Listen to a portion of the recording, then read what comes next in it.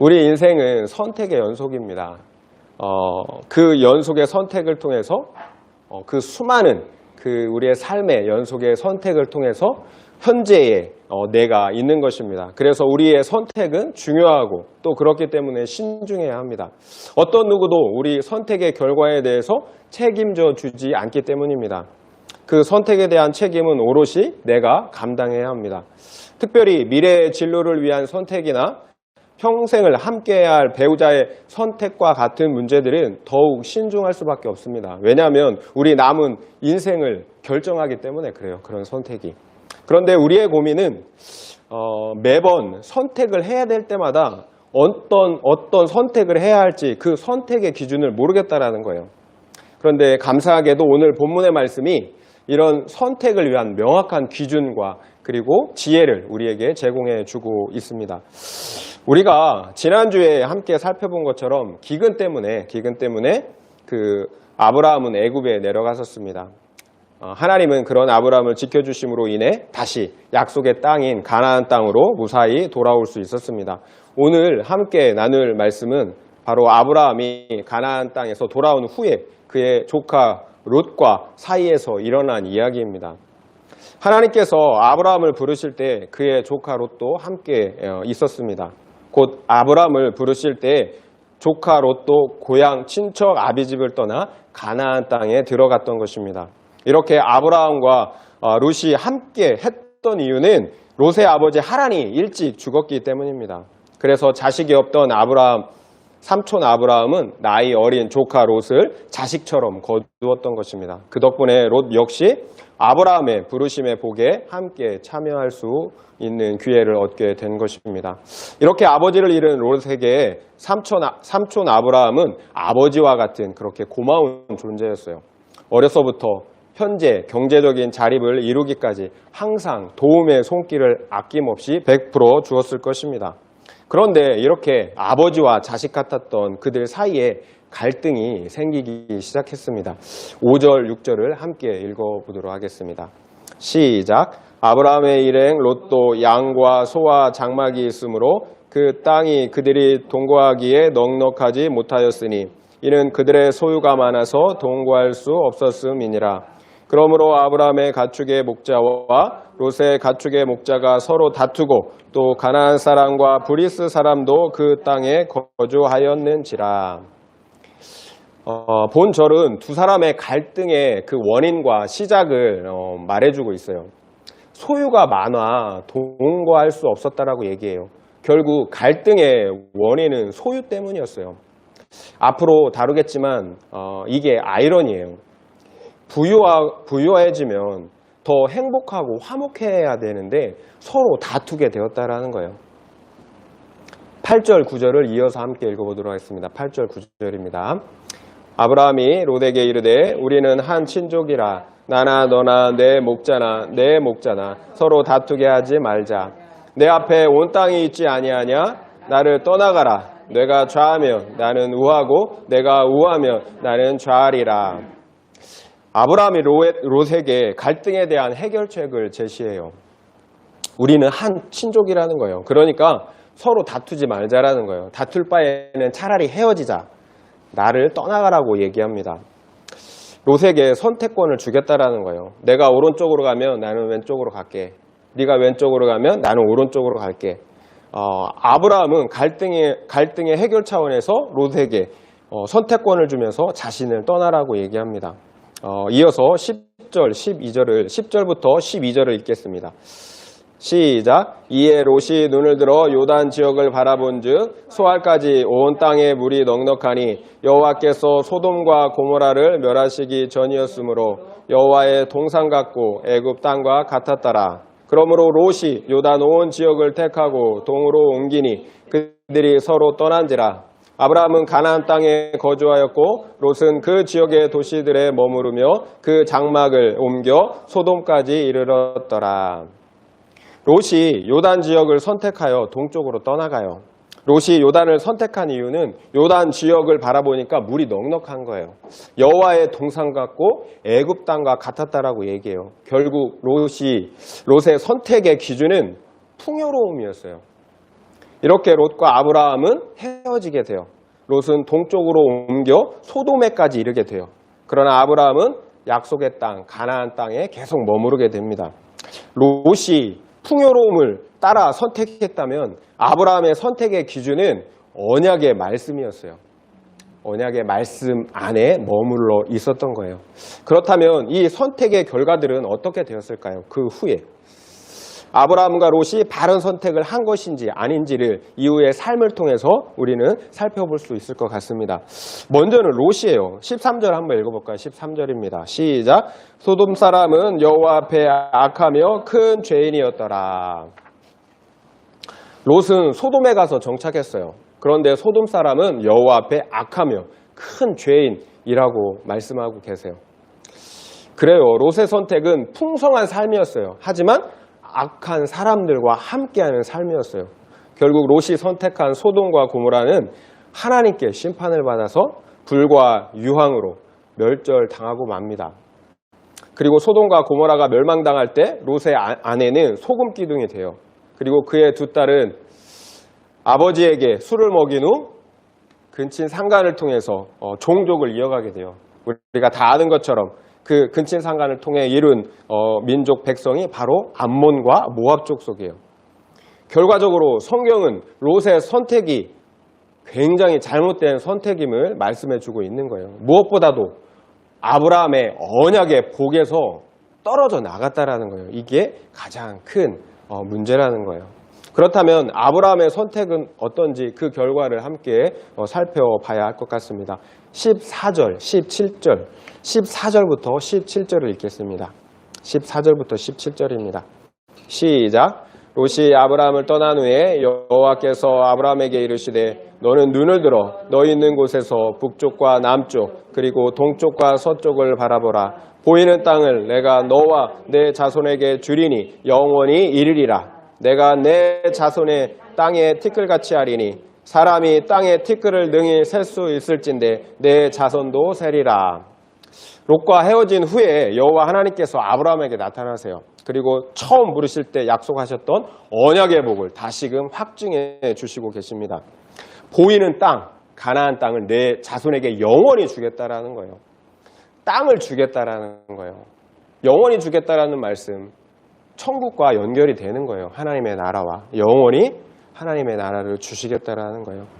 그 땅을 내 자손에게 줄 건데 그 내 자손은 땅에 티끌같이 많게 할 것이라고 말씀하세요. 정말 큰 복을 다시금 약속해 주시고 계시는 거예요. 이 땅을 영원히 줄 건데 그 땅에서 살 내 자손들은 티끌보다 더 많을 것이라고 축복해 주고 계시는 거예요.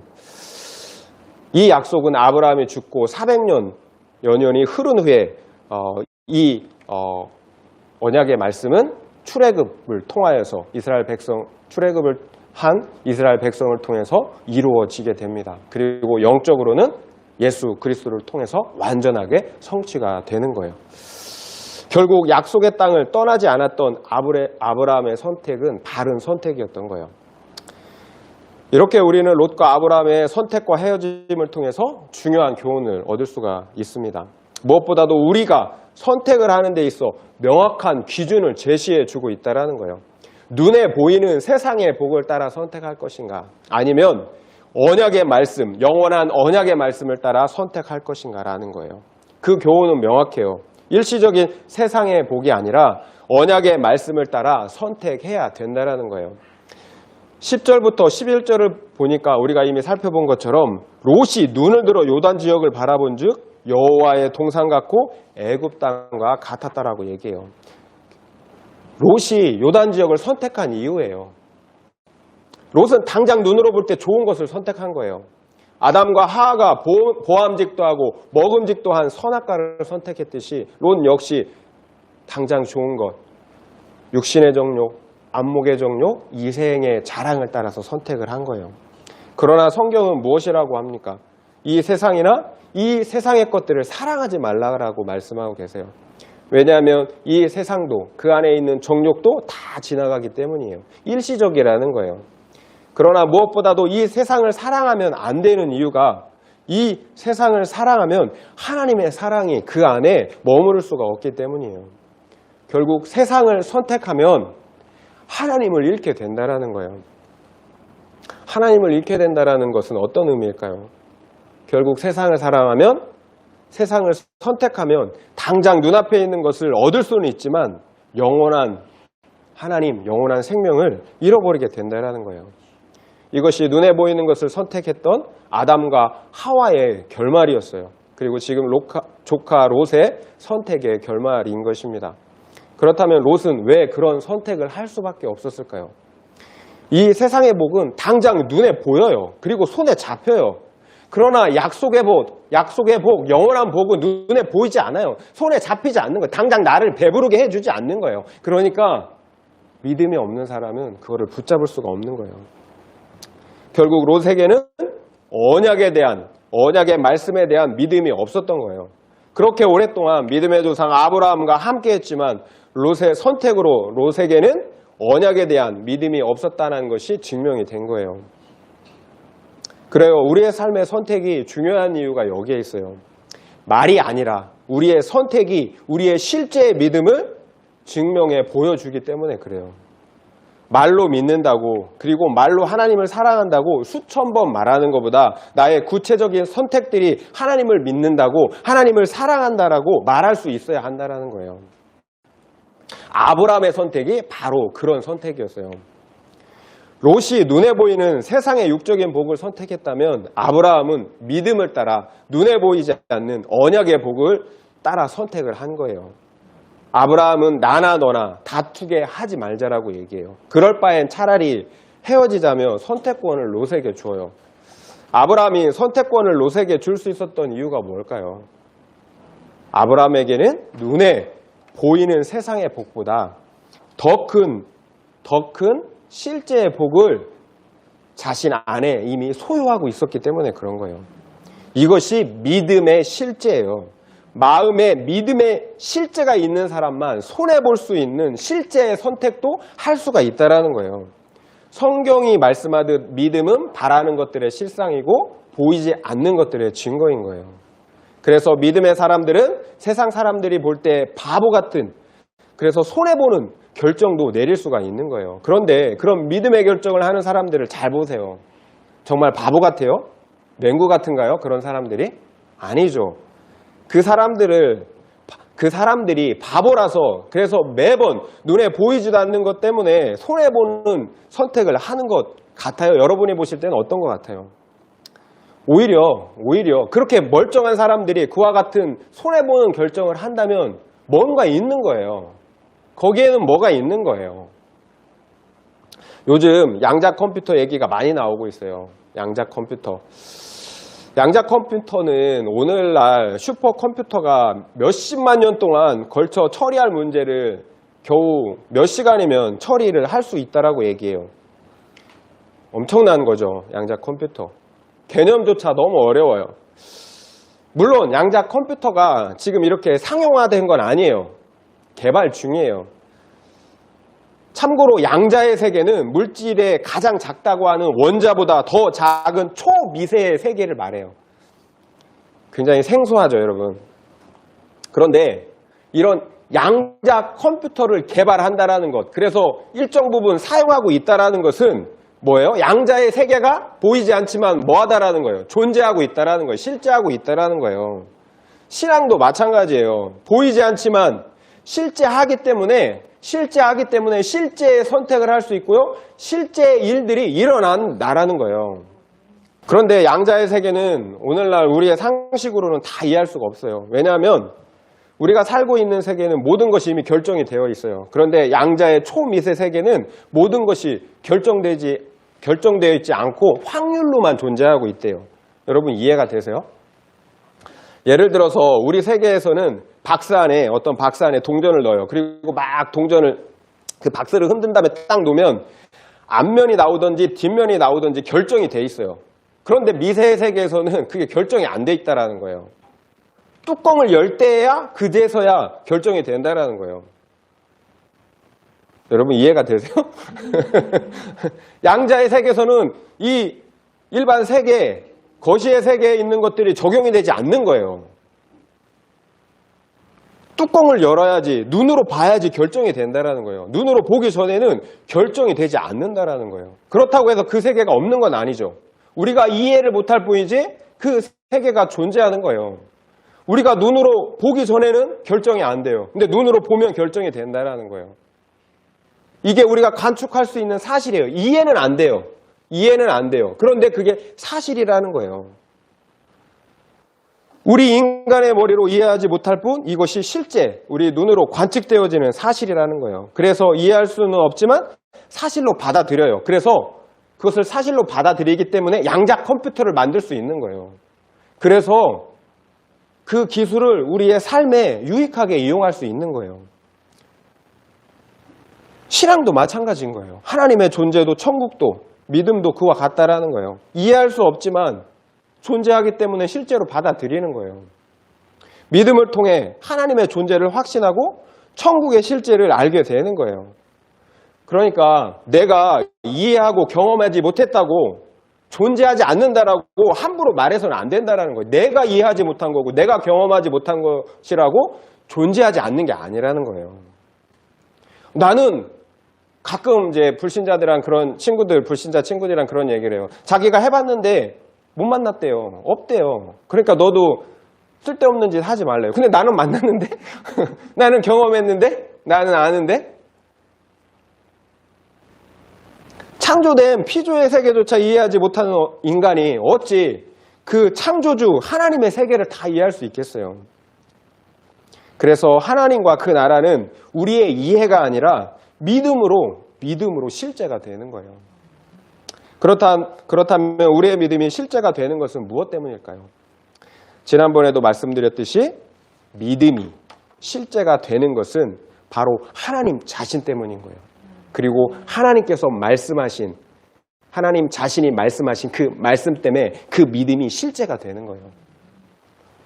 아브라함이 믿음의 선택을 할 때 하나님은 다시 한번 자신을 나타내 주세요. 아브라함한테. 그러므로 자신의 언약의 말씀을 확증해 주시는 거예요. 그러니까 아브라함의 믿음이 다시금 실제가 되는 거예요. 그 순간 하나님의 나타나심을 통해서. 눈에 보이는 세상의 복을 쫓아간 롯에게는 하나님이 계시지 않았어요.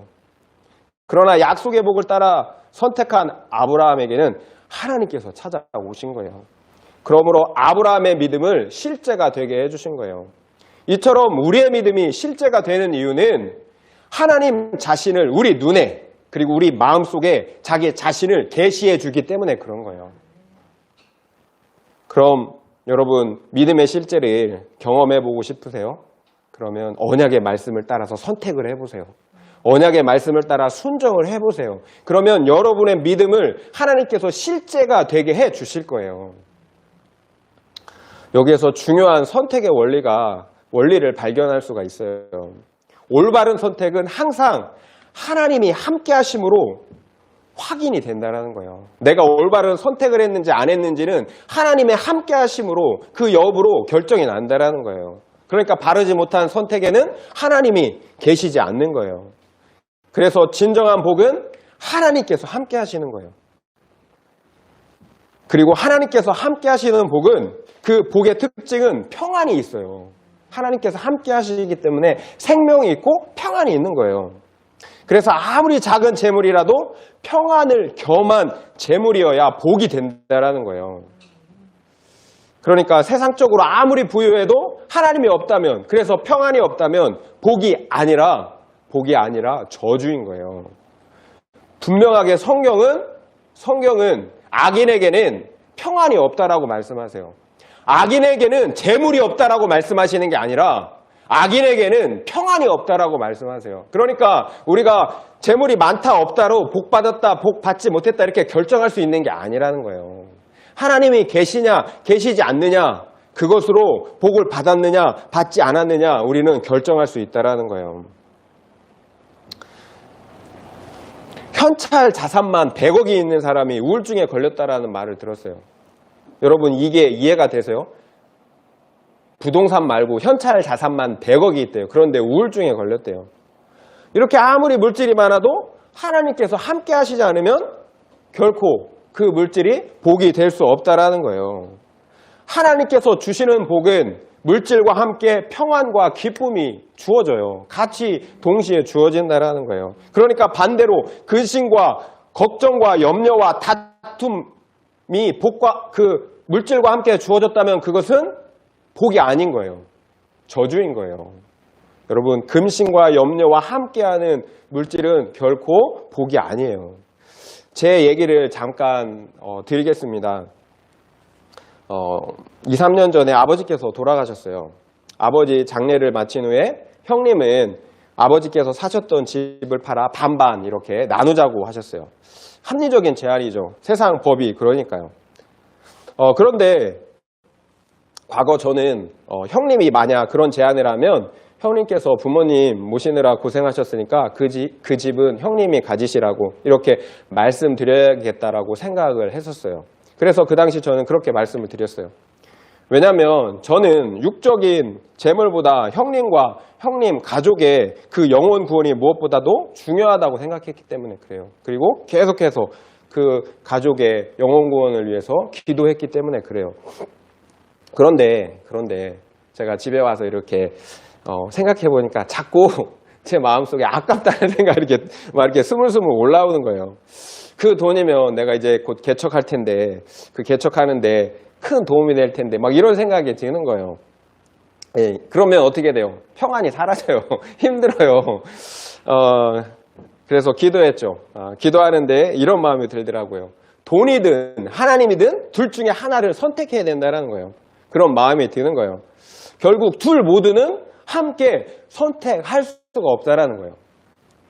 그때 제가 돈이 아니라 하나님을 선택하겠습니다라고 이렇게 결단하자 제 마음속에 있는 내적 갈등들이 다 사라지더라고요. 그러니까 즉시 하나님께서 임재해 주셨어요. 임재해 주시고 정말 알 수 없는, 다른 사람들은 알 수 없는 제 마음에 평안과 기쁨을 부어 주셨습니다. 이렇게 내가 붙잡고 있는 것들을 내려놓으면 하나님을 얻을 수가 있는 거예요. 이것이 하나님께서 약속하신 영생의 복이에요. 이게 믿음의 실제인 거예요. 여러분 꼭 기억하세요. 평안을 겸한 재물이 아니라면 저주예요. 롯과 아브라함의 갈등의 원인과 시작을 보면 소유가 많아졌기 때문이에요. 이게 아이러니죠. 각자에게 목자들이 있었다라는 것은 서로에게 어느 정도 먹고 살만한 재산이 있었다라는 거예요. 없을 때에는 서로를 위해요. 그런데 먹고 살만하니까 그 재산을 더 가지려고 서로 사랑해야 될 사람들끼리 다투고 급기야 헤어지게 되었다라는 거예요. 로또 복권 당첨자들을 조사해 보니까 당첨자들의 70%가 행복하게 되는 것이 아니라 오히려 그 전보다 더 불행해졌다라고 이렇게 얘기를 해요. 서로를 극질이 사랑해주던 부부가 돈이 생기자 외도를 하고 갈라서게 되는 거예요. 또 아무리 많고 많은 돈이라도 흥청망청 쓰다 보면 남아나질 않아요. 결국 로또에 당첨되기 전보다 더 가난해지고 비참해지는 것을 보게 되는 거예요. 이렇게 세상 사람들은 돈과 풍요로움 때문에 더 불행해지는 선택을 하게 된다는 거예요. 안타깝지만 이것이 세상 사람들의 문제만은 아니라는 거예요. 이것이 교회에 있지만 영원한 언약에 대한 믿음이 없는 사람들이 세상적으로 잘 될 때 나타나는 현상들이기도 하다라는 거예요. 그러니까 우리의 모습들이기도 하다라는 거예요. 결코 돈과 풍요가 행복을 보장해 주는 것은 아니에요. 무엇보다 그 돈을 행복으로 만들 수 있는 실력이 있어야 된다는 거예요. 그래요. 돈을 잘 활용할 수 있는 실력이 있는 사람에게는 그 돈이 복이 되지만 그렇지 않으면 저주가 된다는 거예요. 그 실력이 바로 오늘 아브라함을 통해서 보았듯이 바로 언약에 대한 믿음인 거예요. 바로 믿음이 우리의 실력인 거예요. 믿음의 실력이 있는 사람은 돈의 주인이 되어 그 돈을 관리할 수가 있어요. 그런데 그 실력이 없는 사람은 오히려 돈의 노예가 돼서 평생을 돈의 통치를 받고 살아가게 된다는 거예요. 여러분, 내가 돈 가지고 있다고 내가 주인 아니에요. 돈이 나를 부리고 있다라니까요. 믿음의 문제라는 것은 곧 마음의 문제라는 거예요. 믿음이 있는 사람은 아브라함처럼 마음이 넉넉해요. 그러나 믿음이 없는 사람은 롯처럼 마음이 맨날 가난해요. 넉넉하지 못해요. 그래서 믿음의 사람, 마음이 넉넉한 사람은 돈을 잘 다스릴 뿐만 아니라 돈이 없어도 만족해요. 그리고 자족하기를 잘하는 거예요. 그러나 마음이 넉넉하지 못한 사람은 아무리 많이 가져도 그 마음의 욕심을 채울 수가 없는 거예요. 결국 늘 만족이 없고 불행할 수밖에 없는 거예요. 우리 안에 있는 욕심을 무엇로 채울 수 있겠어요? 이 세상에 있는 거 다 갖다 줘도 못 채워요. 우리의 욕심을. 결국 욕심을 비워내는 수밖에 없는 거예요. 믿음의 실력이 필요하다는 거예요. 돈에 대한 성경의 가르침은 우리가 적신으로 왔기 때문에 적신으로 다시 간다라는 거예요. 결국 아무것도 가지고 오지 못했으니까 아무것도 가지고 가지 못한다라는 거예요. 이 세상 사람들을 보세요. 그렇게 많이 가진 사람, 삼성의 이건희, 많이 가졌지만 이 땅에서는 비록 그 순간은 굉장히 짧았고 영원한 세계에 들어갈 때는 10원 한 장 가져가지 못했다라는 거예요.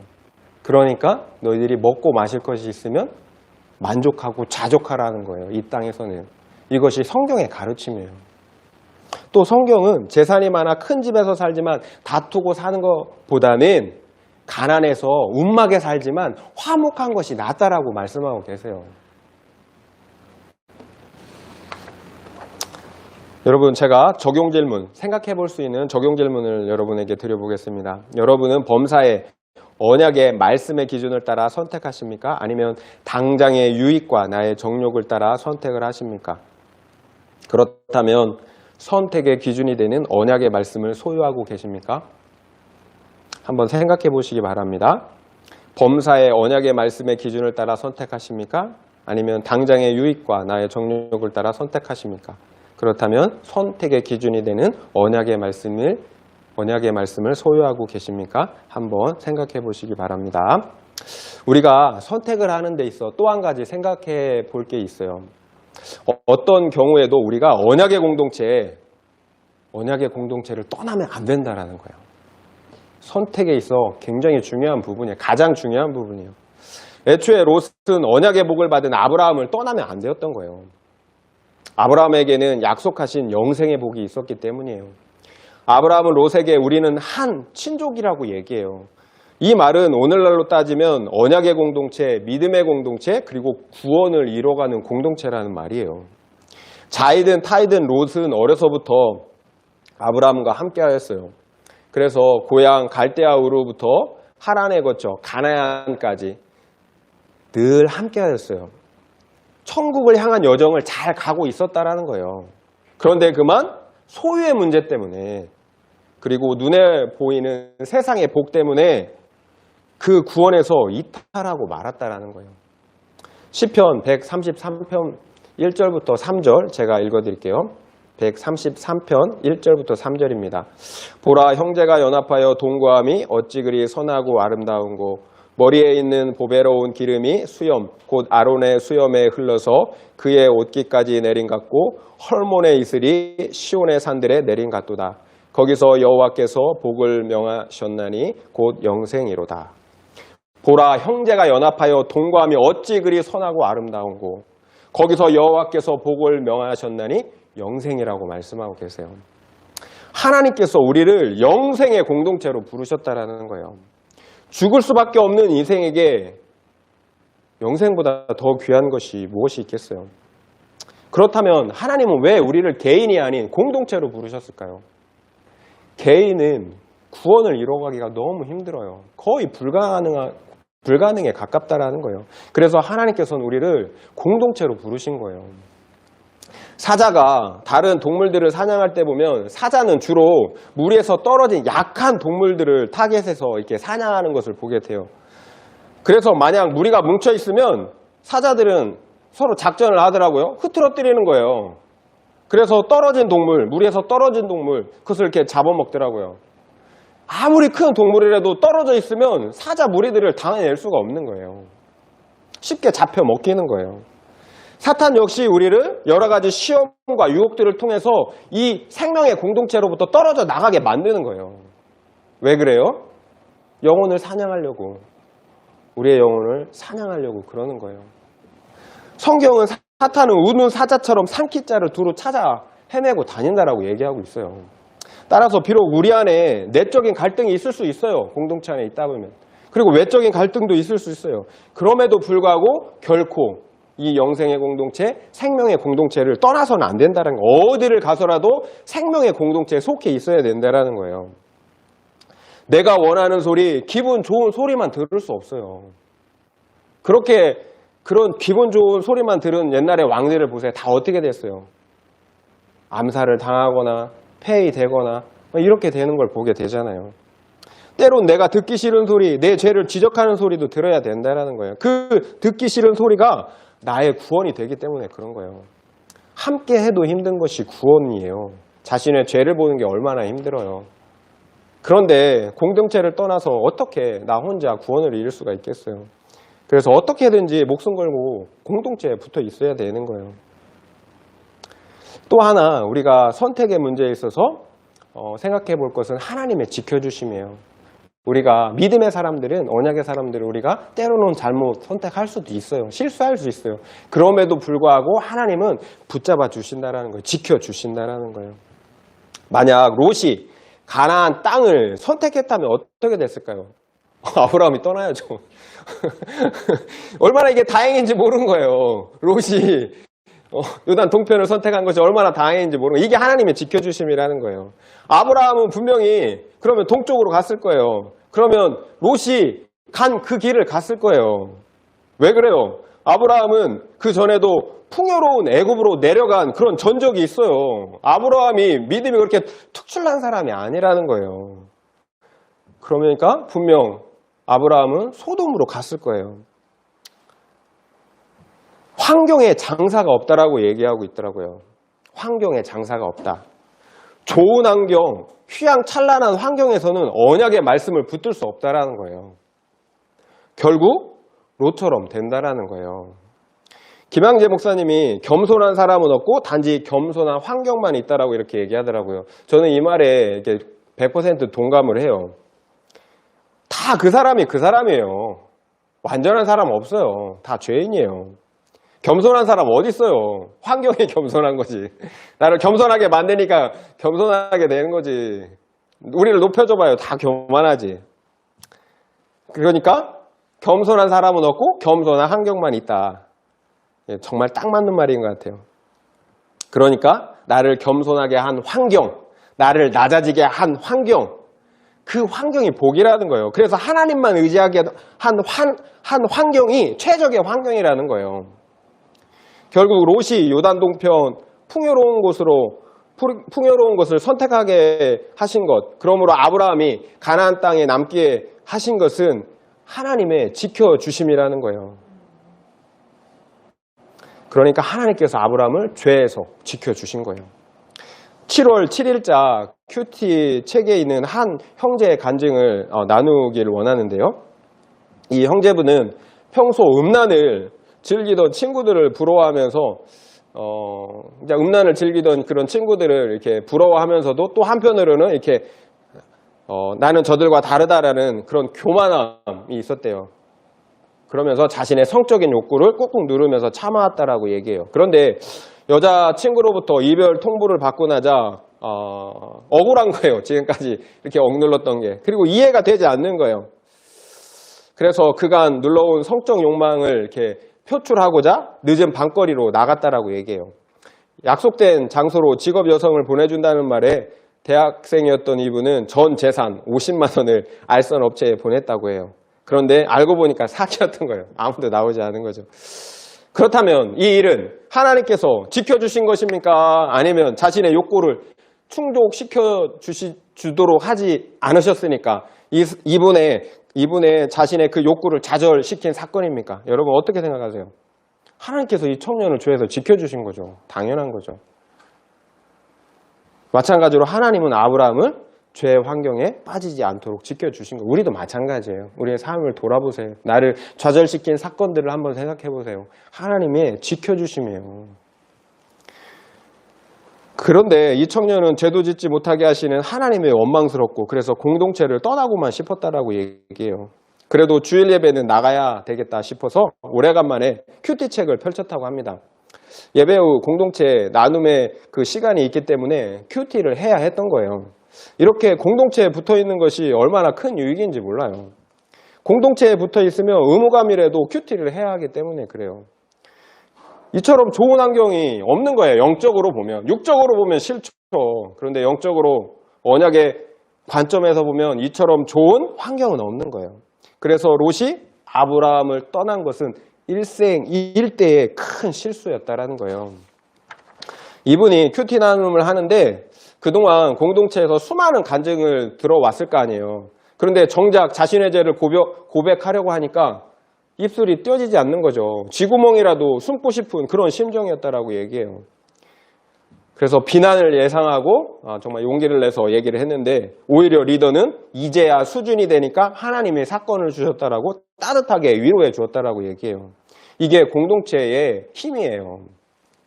이분은 이 일로 공동체에 대한 신뢰를 회복하고 다시 하나님 앞에 설 수 있게 되었다라고 고백을 해요. 실수하고 넘어져도 이렇게 말씀의 공동체에 붙어 있는 것이 중요하다라는 거예요. 말씀의 공동체 안에 있을 때 나에게 일어난 사건들이 해석이 되는 거예요.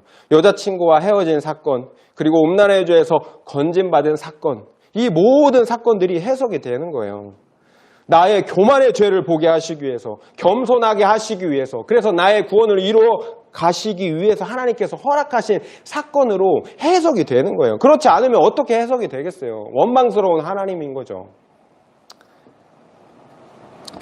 결국 믿는 자에게는 세상적으로 좋아 보이지 않은 인도하심이 있고 선택이 있을지라도 그것이 우리를 위한 하나님의 최고의 선택이라는 거예요. 믿으시기 바랍니다. 말씀을 마무리하겠습니다. 오늘 롯과 아브라함의 헤어짐의 사건은 우리가 무엇을 선택해야 하는지 그 선택의 기준을 분명하게 가르쳐주고 있습니다. 먼저 롯은 눈에 보이는 세상의 복, 당장의 복을 따라 선택을 하였습니다. 그러나 그 선택에는 하나님이 함께 계시지 않았습니다. 그리고 그 마지막의 결말은 멸망이었습니다. 반면 아브라함은 언약하신 말씀을 따라 선택했습니다. 그러자 그 선택에 하나님께서 함께 하셨습니다. 그리고 그 선택의 결말은 언약의 성취, 곧 하나님의 나라와 영생이었습니다. 이 두 사람의 극명한 차이가 있어요. 이 두 사람의 극명한 차이는 과연 무엇일까요? 하나님의 약속의 말씀을 소유하고 있느냐, 소유하고 있지 않느냐의 문제였어요. 그러니까 언약의 말씀이 없었던 롯은 자신이 원하는 당장의 눈에 보이는 세상의 복을 따라 선택을 한 것이고요. 아브라함은 가나안 땅을 주시겠다라는 그 언약의 말씀이 있기 때문에 가나안 땅을 선택을 한 거예요. 그렇다면 여러분은 선택할 수 있는 약속의 말씀이 있습니까? 여러분의 삶 속에서 범사를 선택해 나갈 수 있는 그 기준, 언약의 말씀을 소유하고 계십니까? 아는 것과 믿는 것은 하늘과 땅 차이예요. 이제 아는 것에 그치지 말고 믿으시는 우리가 되기를 원합니다. 언약의 말씀을 믿으면 우리는 반드시 그 말씀의 기준대로 선택을 하게 되어 있어요. 우리의 믿음은 선택을 통해서 나타나게 되어 있다는 거예요. 과거에 CF 광고 중에 순간의 선택이 10년을 좌우한다라는 그런 문구가 있었어요. 세상의 가전제품도 우리가 선택을 하면 그 결과에 대한 책임은 내가 지는 거예요. 그 순간의 선택이 10년을 좌우한다는 거예요. 그렇다면 우리의 선택은 어떨까요? 우리의 선택은 영원을 좌우하는 거예요. 영생을 좌우하는 거예요. 여러분, 말씀의 언약을 선택하시길 바랍니다. 그러므로 우리에게 영생이 있는 그런 은혜가 있기를 예수님의 이름으로 축원드립니다. 아멘.